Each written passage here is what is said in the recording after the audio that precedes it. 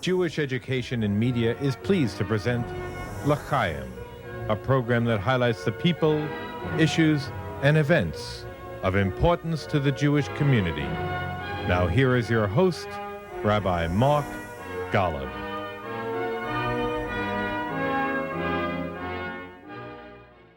I'm Mark Golub, and there's so much attention being focused today on the growing threat of radical Islam in its many forms.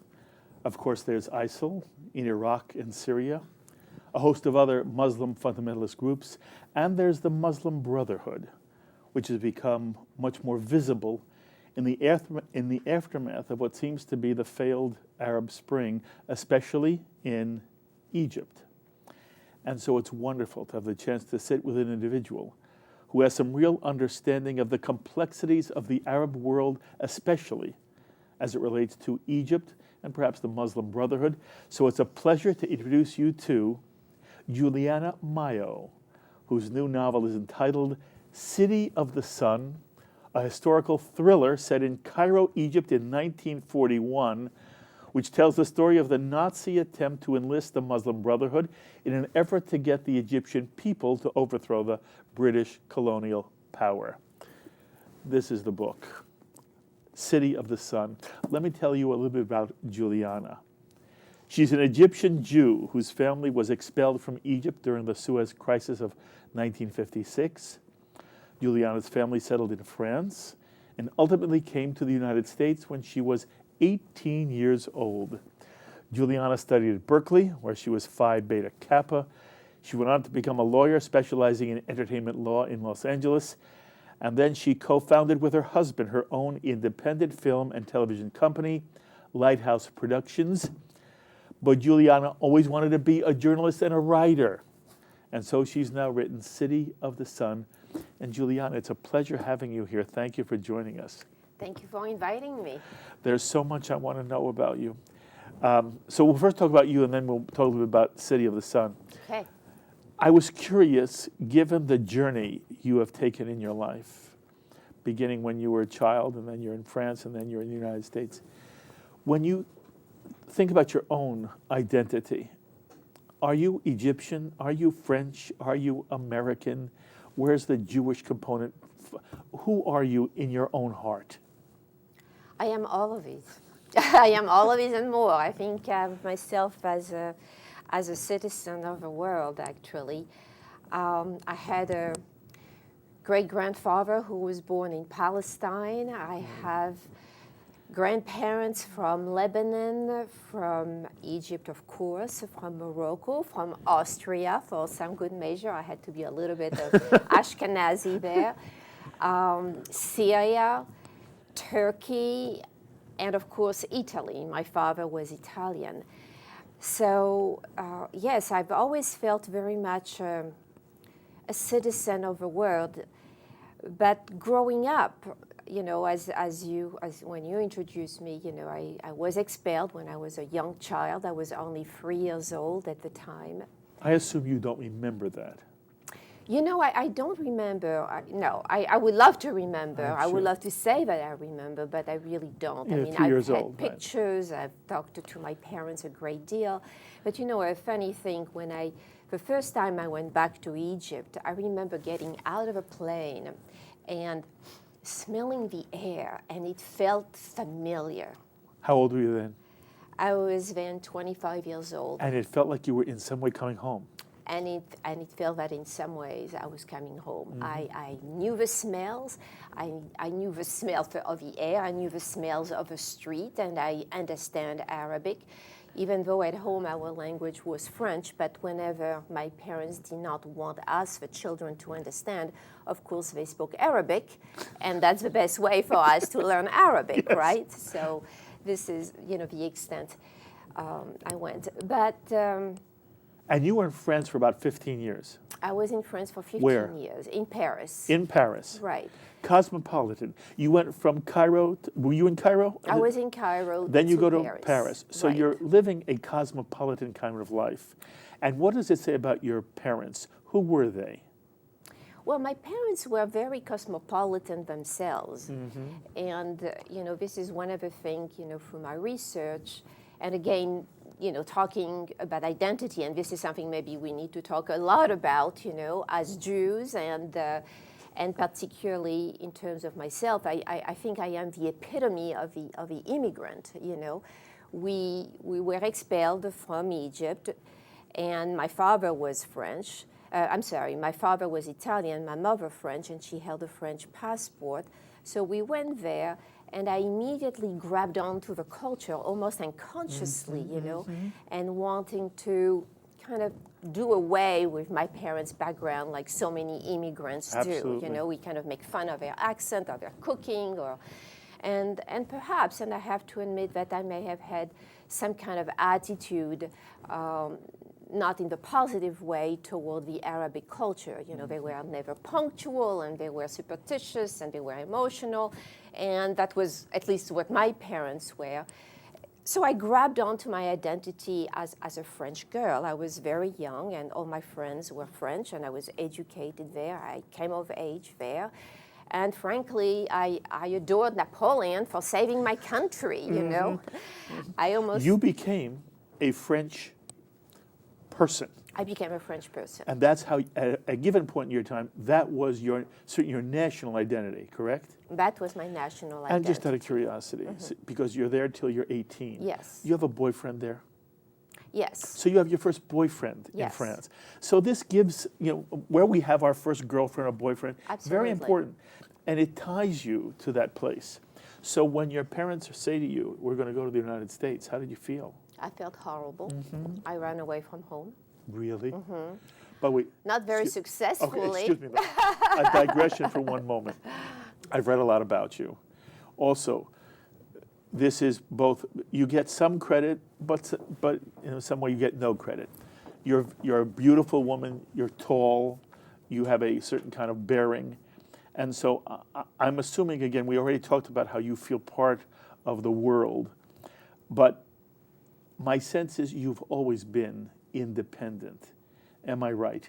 Yes, I've always been independent. I always had my own mind, very much so. Were you a difficult child for your parents? In some ways, my parents were traditional, conservative people. Yes. And I came of an age, 1968, I was in Paris then, and I was just coming of age, and revolution in the street, and the rights of women, but I've always felt, my own person. Okay. Yes. I should have asked you, what were your parents' names? My mother's name, interestingly enough, I never used their real names. My mother's real name was Rachel, but everybody called her Sheila. And my father was Fernand, or Fernando. Okay. What did your father do? My father was publishing, like the Yellow Pages, but he did that for businesses. So he knew Egypt very well. All of the businesses of the country, he was the one who actually registered them. So if you wanted to do business in Egypt, you had to buy his book. Very nice. I understand you are a mommy. I'm a mommy. You have a daughter, Natasha. Okay. As we get older, we have a perspective even on our younger years. As you now look back at who your mother and father were, do you appreciate them differently now than you did when you were 18? Oh, absolutely. Absolutely. I am so glad that I've had the upbringing that I had. I am so glad that I had parents who care about where I went and what I did. And as good Jewish parents, education. That was something that they pushed. And whether I was a girl or not a girl, that was something that was very important. And in terms of and savoir-faire, but I also raised my daughter a little bit differently. How? In terms of, I wanted her to really appreciate where she was coming from. My parents, they were too busy surviving. They were too busy making a new life for themselves in a foreign country where they knew nobody, had nothing. When we were expelled from Egypt, we were just allowed to take maybe $50 in our pocket, that's all, no jewelry, nothing of any sort. We had to leave everything behind. Everything was confiscated. So here we are, in a new country without any kind of support system. So they were very busy just figuring out what to do and how to make the family, survive. But so they never impressed upon me the fact that I was Jewish. They never pressed upon me the fact that we grew up in Egypt and what it meant, They wanted me to become Jewish just because it's the tradition, and that was not good enough for me, Where for my daughter, she wants to know. She wants to know, Mom, why are we from Egypt? What were your parents doing there? Why am I Jewish? What does it mean? And you were asking me earlier about identity, and since I was saying I was the epitome of the immigrants, because once in France and then again we immigrated to the United States, I never was really in touch with my Jewish roots until I came to this country. How interesting. Mm-hmm. The Anglo-Saxon culture that America, by and large, was very foreign to me. And the people with whom I could really relate to were Jews. They were Ashkenazi Jews. I had never had before a bagel, and I loved it. And I loved actually the Ashkenazi culture because it was also new to me, but I knew that if I met a Jew, we had something in common. You knew this after you came to the United States, Yes. or even in France? Only in the United States? Only in the United States. Your friends were in Paris, My friends were in Paris. but they weren't Jewish. They were not Jewish. My best friends were Catholic. And your parents never made an issue while they were in France of your being Jewish. No, they just expected me to just follow the tradition, What tradition? Well, we eat kosher food at home. We go to synagogue on certain days. We celebrate Shabbat. You did celebrate We did Shabbat? celebrate Shabbat. But we never learned, as girls, we never learned any prayers. I had no idea what they meant. I mean, it was extremely boring to me. Mm-hmm. You have siblings? I had siblings. Tell me. I have a brother who is now living in Paris, and I have a sister who is in New York. And where do you fall in the I three? am the oldest. You're the oldest. Mm-hmm. So you have two siblings in Paris, Mm-hmm. and they're sort of brought along too with whatever the Jewish model is that your parents create, but there's no real substance to it. No, and we went to boarding school, from the age of 4, So you weren't very even, young, yes. to the age of 12, I was in a French boarding school. So I saw my parents on weekends, but that was not enough to give me a strong sense of my Jewish identity. Okay. So I said to you, you must have been upset when they said we're moving again. You said you were so upset you ran away. Yes. Whether it's for a day, it doesn't matter. It just It was for a minute. Okay, for a minute. I it blew just it. it just shows how upsetting it was. Yes, yes. But you come anyway because you have no choice. Exactly. How long does it take once you're in America to be happy about it? How long, Juliana? I wanted to move to New York because New York was so much more cosmopolitan. I was in San Diego. Oh, But it didn't take me that long because I made friends very quickly. and you came to love it? And I came to love it, and I feel so lucky now to be in this country. I mean, I think this is, I was just telling a friend last night, we are so lucky Aren't we lucky? to be here. Yes. Yeah. Okay. And now tell me, at what point in your own life does the Jewish component become important to you?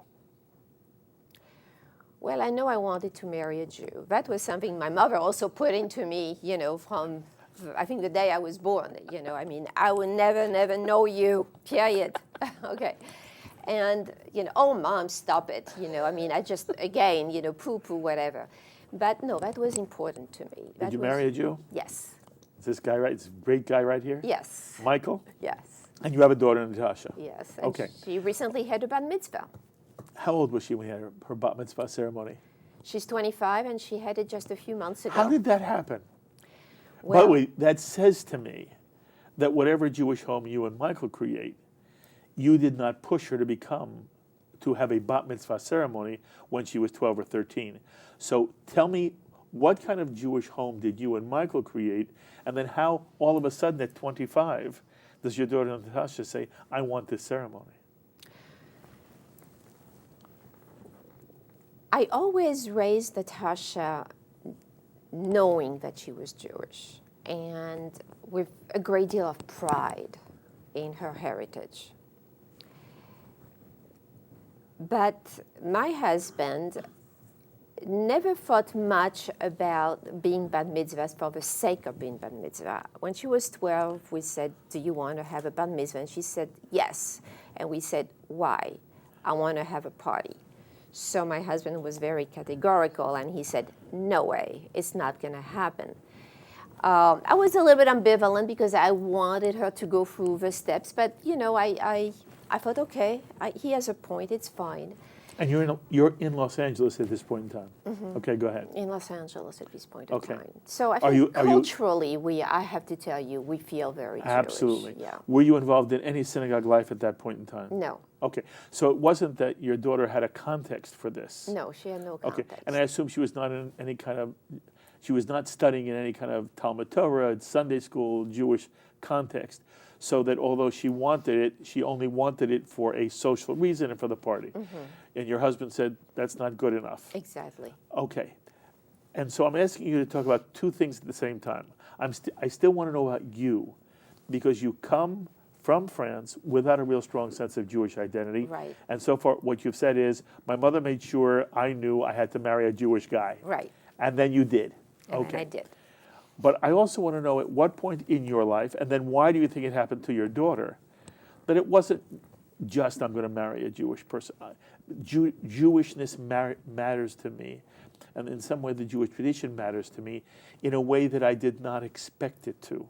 I want to know where that happened first for you, and as you look at your daughter, how did it happen for her? Well, let me first answer with regard to my daughter.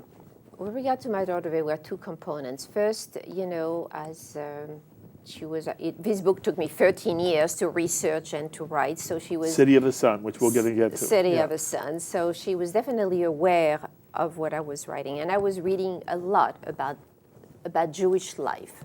So that was something that she became close to, because she was very close to this book. As a matter of fact, I dedicated it to her. So that was something that, you know, resounded in her. But she comes from a Jewish home, Egyptian, from my husband, Russian, Jewish background. And then in college, she went on a trip to Israel on birthright. And that changed her life.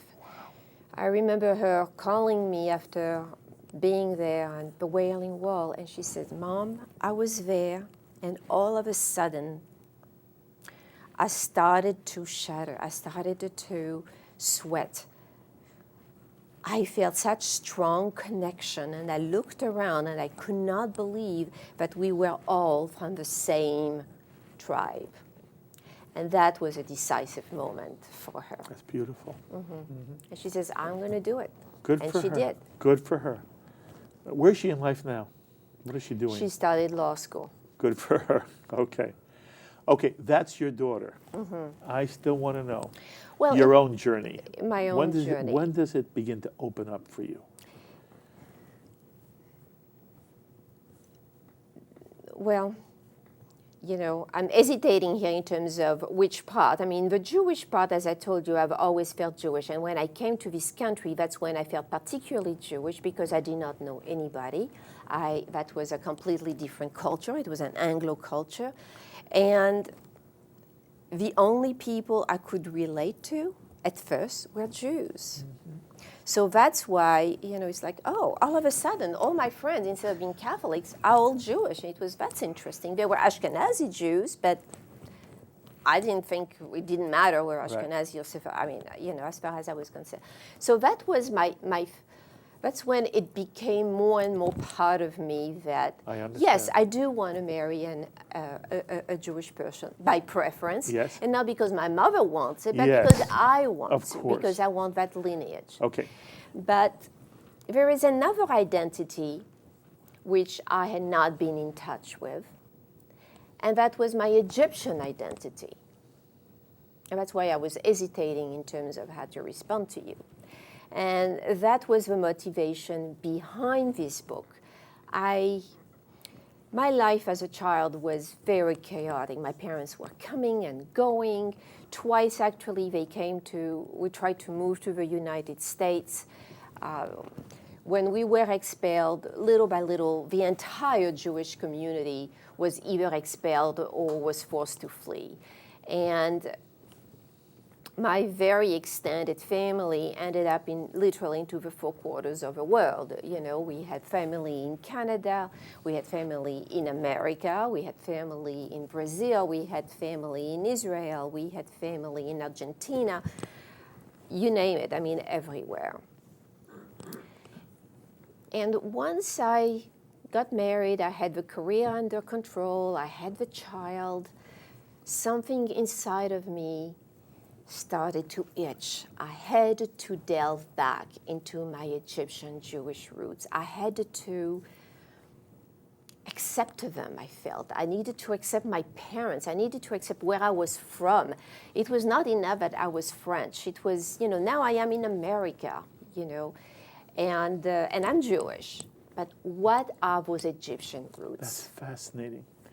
Incidentally, it wasn't just Egyptian, it was Egyptian Jewish, correct? Egyptian Jewish, yes. Okay. And, you know, you already mentioned Sephardic and Ashkenazic. You are part of the Sephardic Jewish world. Mm-hmm. You marry a man who's part of the Ashkenazic Jewish world, but you and your family come from the Sephardic Jewish world. You know, very often Ashkenazic Jews know very little about Sephardic Jews, very little about Sephardic Jewish customs, and how a Seder in a Sephardic country is not look like a Seder in an Ashkenazic home. And there are sometimes an Ashkenazic Jew will say, really? I thought a Seder is a Seder. And a Seder is a Seder, but there are different forms and different styles of living. For one moment, as someone who has a unique vision of the Sephardic and the Ashkenazic world, you've been in both. What do you appreciate, you personally, about the Sephardic Jewish world and Jewish experience, which you wished more Ashkenazic American Jews understood about where you've come from, as not simply an Egyptian, but as an Egyptian Jew, as a Sephardic Jew? Sephardic Jews, and again, I am going to limit my comment to Egyptian Jews, even though I think that it is true for most Jews who come from the Arab world, have huge hearts. Huge hearts. They are happy people. They are positive. They are hospitable. They are generous. They like to laugh. They like to eat good food, and they are in some ways bigger than life. I mean, they want to live life. They don't complain, I think, as much as the Ashkenazi. They had a very different experience, by the way. You are right. Yeah. You are right. We've never knew the Holocaust. That's correct. As a matter of fact, I didn't know anything about the Holocaust until I came to this country at 18. Yes. Juliana, that's such an important insight you've shared with us. And many times we don't think about that. We almost think that the Holocaust was a universal Jewish experience. It was much more of an Ashkenazic. By the way, this is not to say there was not threats to the Sephardic community as well. And one of the things I wanted to talk to you about, because of the City of the Sun, is that question. We'll get to that. Right. But your point is very well taken, and I hope people appreciate it. And tell me this. You come from the Arab world. You're a Jew who comes from, your family came from the Arab world. Do you feel a kinship with the Arab world, the non-Jewish Arab world, that most Ashkenazic Jews don't feel? Or would you say that although you come from the Arab world, there was always a significant distinction between the Jew from the Arab countries and the Arabs who were indigenous there? To what extent is there still for you a bridge we don't know? To what extent the very fact that your family was expelled and Jewish communities were expelled from country after country in the Arab world, something, again, we normally don't spend enough attention talking about. But to what extent do you feel a kinship with Arab having nothing to do with Jewish? I do. I feel definitely a kinship toward the Arabs. There is no question about it. When I go back to Egypt, we can talk about how we make our rice. You know, you guys don't eat rice the way we do. And I said, no, you overcook it. You have to do this and this and this. And they look at me and they go, where does she come from? And I said, you know what?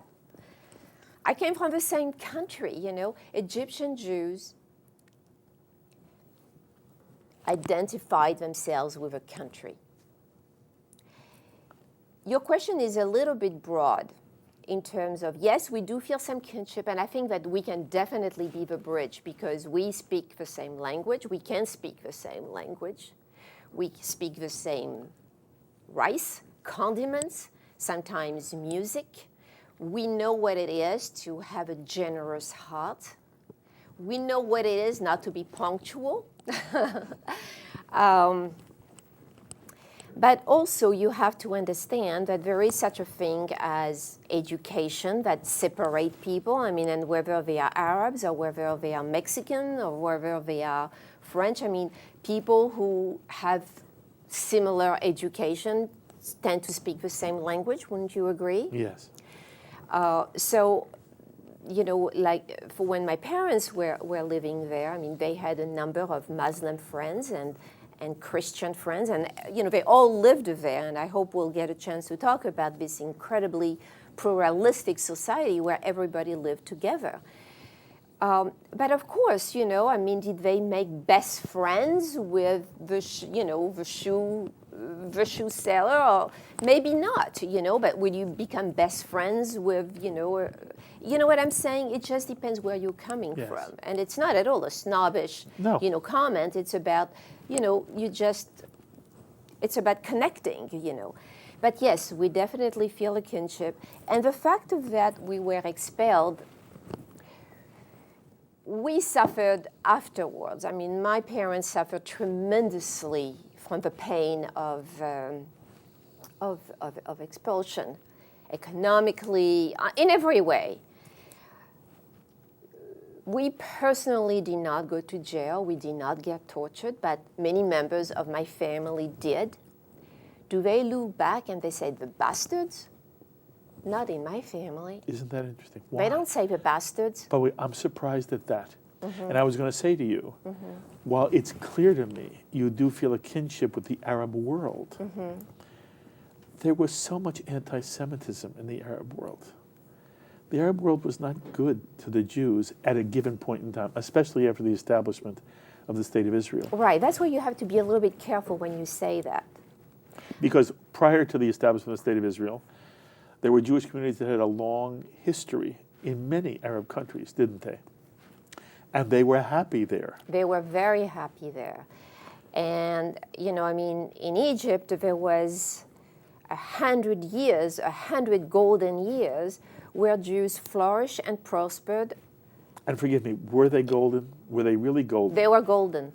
And in your mind, prior to whatever issues that developed because of the State of Israel, you don't feel there was endemic in Arab society anti-Semitism? No.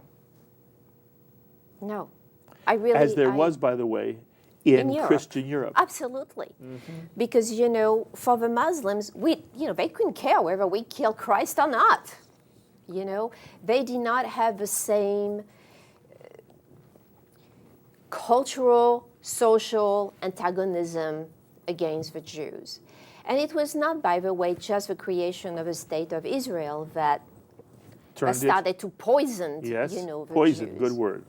It was not that. It was the West. I like to remind you that many of the problems that we have now in this part of the world is because of the Western interference with this part of the world.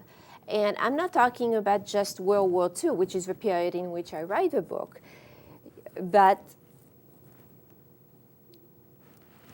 at the end of World War I, the French and the English decided, hey, you know, this is a really good part of the world. We can have a Suez Canal, which is a fantastic strategically position, you know, for us, the British, to have access to our colony. They have oil fields, they have cheap labor, they have cotton. And the French said, well, we're going to be spreading our education. You know, we are so civilized. We are going to be civilizing all of these primitives. So they redrew the map of the Middle East. They created Iraq, which Iraq did not exist. They put together tribes which did not belong together. They created Syria. They created a whole number of countries there and said, now you are a nation. Behave like a nation. Live one another. Love one another. And it just could not work. It just could not work because they were not meant to be together. You know, this whole spirit of nationalism, well, it never took there because they were never thought of themselves as a nation. And when finally in the mid-50s, the French and the British were kicked out of this part of the world, then here they were. They had no idea of how to govern themselves. So what happened? Dictators. So dictators took over. They said, okay, we're going to hold these countries strong.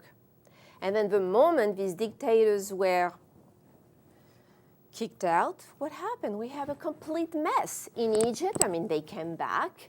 In Iraq, they came back. I was reading an article yesterday, actually, in the New York Times, in Tunisia, where the Arab Spring started.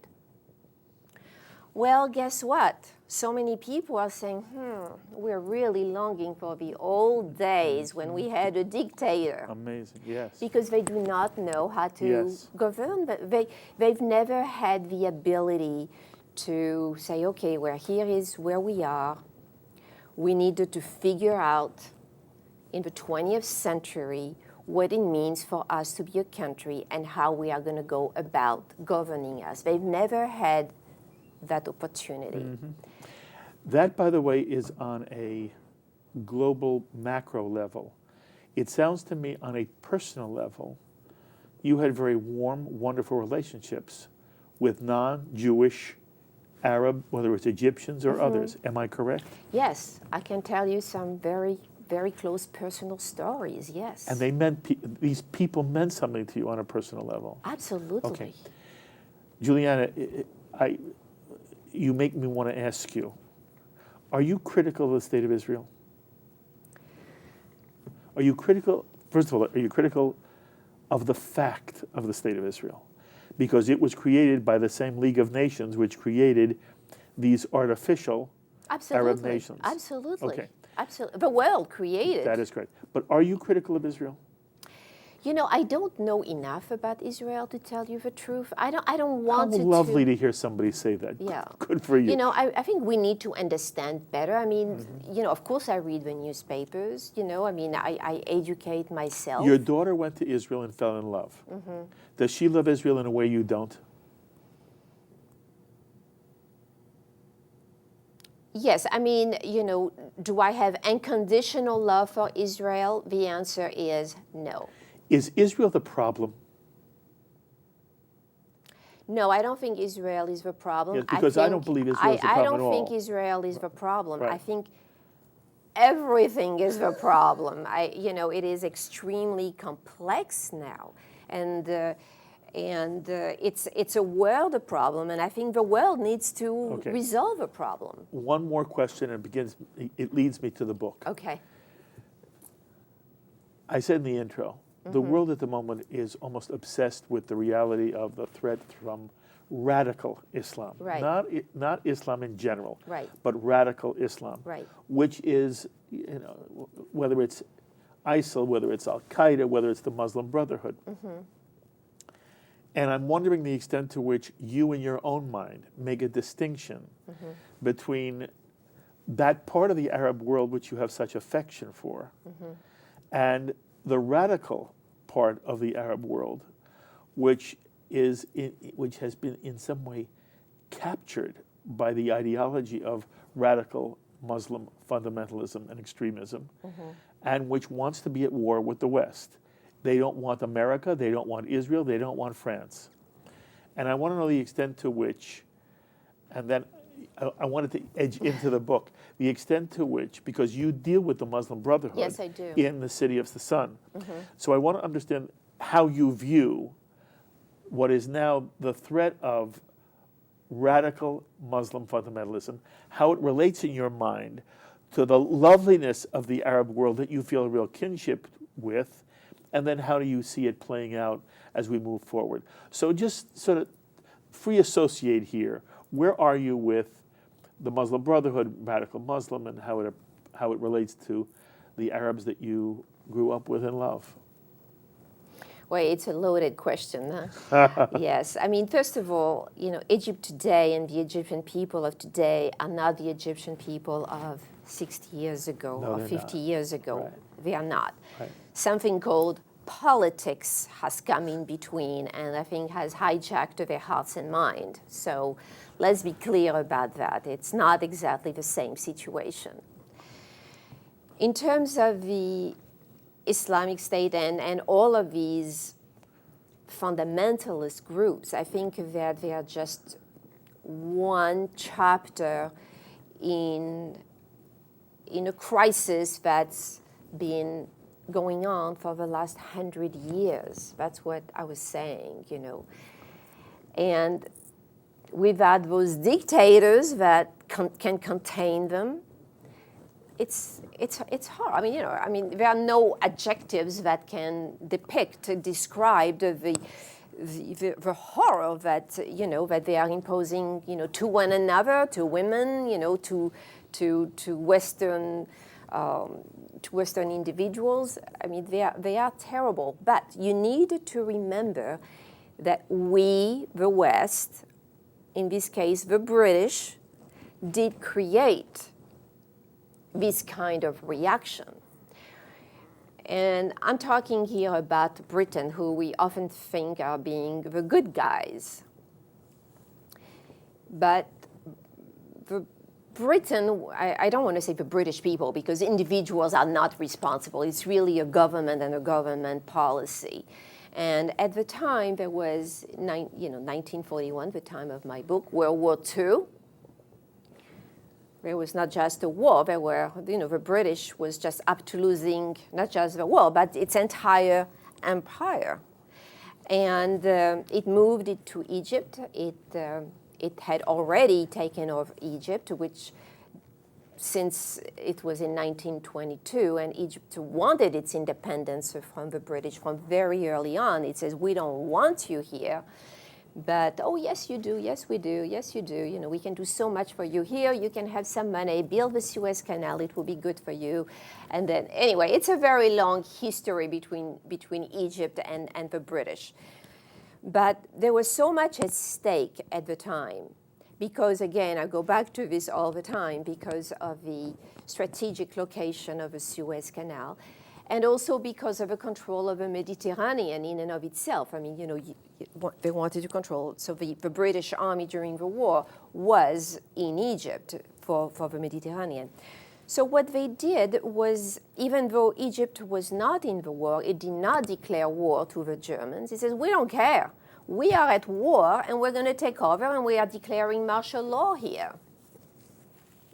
And not only we are declaring martial law, but you Egyptian soldiers, you are worth nothing, you know nothing. We really don't trust you, by the way. Please give us your arms, disarm. And there is no greater humiliation for a military person than to disarm. It drove, prices up, inflation, and it had zero respect toward the Egyptian people, who they thought were barbaric and primitive. And not only that, there were thousands and thousands of soldiers from all over the Commonwealth that came to the country.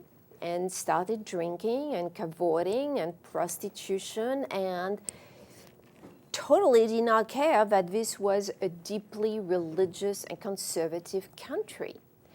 So the fact that the Muslim Brotherhood came about, I mean, it was created by Hassan al-Banna in 1928, and this is 10 years later, with everything being 100-fold worse. He says, we don't want these people in our country, and you cannot, you can understand that. We don't want you here. And this is how modern fundamentalism and the more modern, if you want to call it modern, antipathy and distrust of the West came about.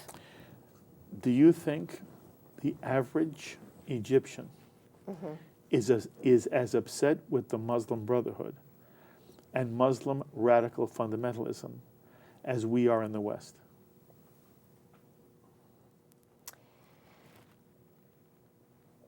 Well, the Muslim Brotherhood does not, at this point, represent a real danger with regard to the West. They're not like ISIS. They're not saying, they have declared themselves to be a non-violent, even, a non-violent organization, even though they were violent. And the Muslim Brotherhood was the ones who assassinated Anwar Sadat. Yes, it was someone from the Muslim Brotherhood. Yes, it was they someone. They have been violent in the past. Oh, they have been extremely violent. They put bombs in Jewish homes. Yeah. Yes. They are the ones who actually disseminated antisemitism in Egypt. They were distributing Mein Kampf in the streets. And I'm only asking the extent to which you believe that they represent Egyptian thinking in general, or are they a subset? No, they are a subset. They are definitely a subset. You've been very open about your own journey, and I'm very impressed with your openness. What motivates you to begin some 13 years ago to write this novel, The City of the Sun? What moves you to do this? Well, initially, it was this discovery of my roots. It was, who am I? I want to understand what were the Jews doing in Egypt. And then as I started reading, I became so incredibly fascinated by everything that I read, from culturally, politically, historically. It was such a pivotal moment in history. And Cairo was exploding of cosmopolitanism, so to speak. If you think Casablanca was exotic, just wait until you read about Cairo. There were hundreds and hundreds of different minorities. There were the Greeks, the Italians, the Armenians, the French, the Belgians. They all lived there. And they made out of Cairo a beautiful city, a very modern city with cinemas and dance halls and fantastic gardens and huge boulevards. They call it actually the Paris of the Middle East. And that was juxtaposed to minarets and very old churches. It was a fascinating time on all of these levels. The war made it, of course, extremely interesting. But you were driven really by a desire to learn more about your own self. By my own self. And your own background and who your parents were and what your life was. Incidentally, you don't pick the 1950s to write about. Now, obviously, I will. That's your next book? 1956. Marvelous. Breaking news on L'chaim. But your initial book, it's interesting. Mm-hmm. Obviously, the war is a tremendous, what a great backdrop for any novel. Right. But you don't pick the era in which you lived. You pick 15 years earlier, and you pick 1941 is when this the book begins to talk about the conflict, and what you, in some way, you want to talk about the Nazi dilemma that was imposed upon Cairo, correct? Yes. And the Egyptian people. Yes. And I don't know if it's just a literary device or whether this era, this period, in some way captured your imagination and you wanted to write about this era. Why this era? Why 41? You could have written a great, this book is a love story also. Yes, a wonderful love story, of yes. course. A sexy love story. But you could have said it in any decade. Right. You said it in World War II. Was there a reason? There were many reasons. I mean, there was a personal reason, which was this was during the time that my parents grew up. So A, you know.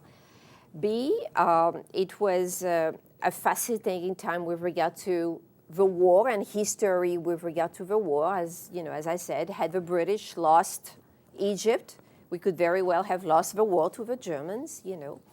And also all of these large movements, fundamentalism, Zionism, the emergence of America as the leader of the world, the creation of Americans' intelligence, all of these things, colonialism at its worst, culminated during this period of time. And I think we need to understand it in order to make sense of what's happening today. You co-founded with your husband a film and movie production company. Yes, Lighthouse? Lighthouse. Were you with him throughout this entire, have you been with your husband in the entire venture of this company? Yes, I was doing mostly the business and Okay. legal work. But you and your husband produced some extraordinary films. Yeah, my husband has done some fantastic films. We're talking yes. about The Sting Yes. and Close Encounters of the Third Kind. And Taxi Driver? Yeah, he did Taxi Driver. I mean, quite a movie. You're talking about 3 iconic films now. Are you going to make a film of this book? Well, a lot of people have been asking me. A lot of people seem to want to. It's a great, wouldn't it make a fabulous movie? I think it will make a great movie. Unfortunately, it doesn't seem that Hollywood is making those kind of movies right now. But they may be making miniseries like that. Okay, that's good. Yeah. In your research, Yeah. one of the things that is part of the story of World War II and the Muslim-Arab link to the Nazis, and unfortunately, the Arab world did support Hitler against the Allies. Be careful when you say that. Tell me why Yeah, I'm wrong. please don't say that. Tell me why I'm wrong. They were individual Arabs who supported Hitler, but most Arabs did not support Hitler.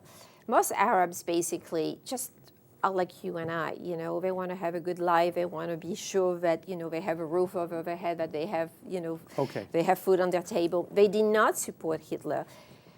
What happened was that Hitler, through his very mighty propaganda machine, was able to say all kinds of lies about the Jews, by the way, you know, created antisemitism. He broadcasted, he had a fantastic radio station that he was able to broadcast. And there was a great deal of propaganda. And there was also the Mufti of Jerusalem. The Grand Mufti of Jerusalem was a real problem. The Mufti of Jerusalem was a huge problem. And he meets with Hitler? And he meets with Hitler. And our understanding is that if Hitler had been successful in the Middle East, the Grand Mufti was ready to implement the same kind of final solution that was being implemented in Western Europe. And that basically the Grand Mufti of Jerusalem was prepared to extend the Holocaust to the Middle East. It never happens, but not because he didn't want it. And that is why you'll hear many people say the Arabs chose Hitler over the West. Yeah. No, like let me give you a perfect example of a very well-known figure, Anwar Sadat. He was at the time a young officer who loved his country, one of the most patriotic men that you can read about. And in my novel, I have a German spy who is based on a real German spy, Johannes Epler. And this is all true. And he recruits Sadat, and he recruits Nasser, and Sadat agrees to give him actually information about British movements and naval, and basically to help him with a war. He says, I will help you, but you have to promise me one thing, and you have to put it in writing.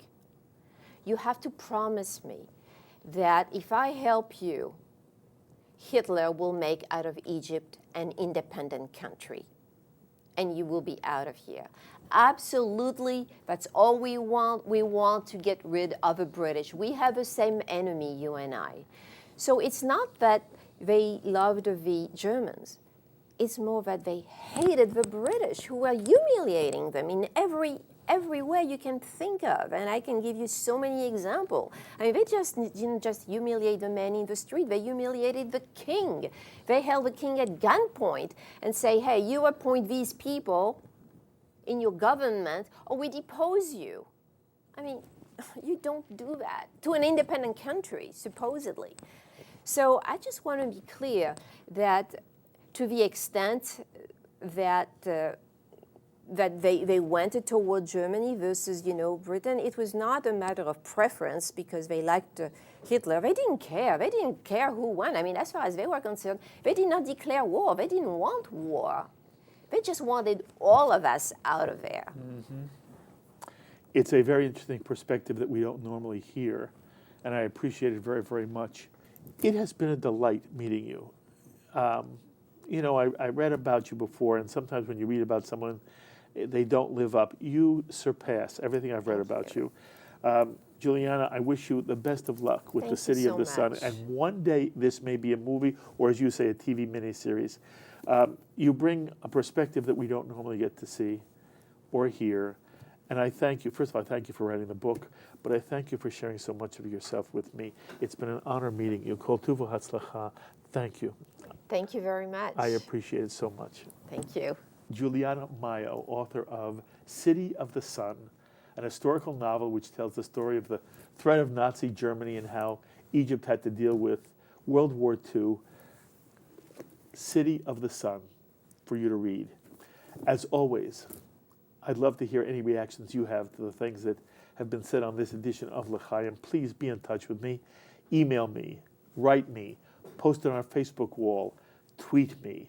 I look forward to hearing from you. Until the next time, I'm Mark Golub. L'Chaim, my friends, to life.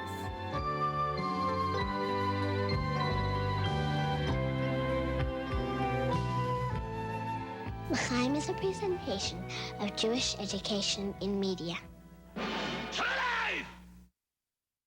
We would be pleased to send a complimentary DVD of this program to anyone who wishes to support Shalom TV on JBS with a tax-deductible gift of $36, double chai or more, to the nonprofit organization Jewish Education in Media. Simply visit the Shalom TV website homepage and click on the Donate button to make a donation by PayPal or your credit card.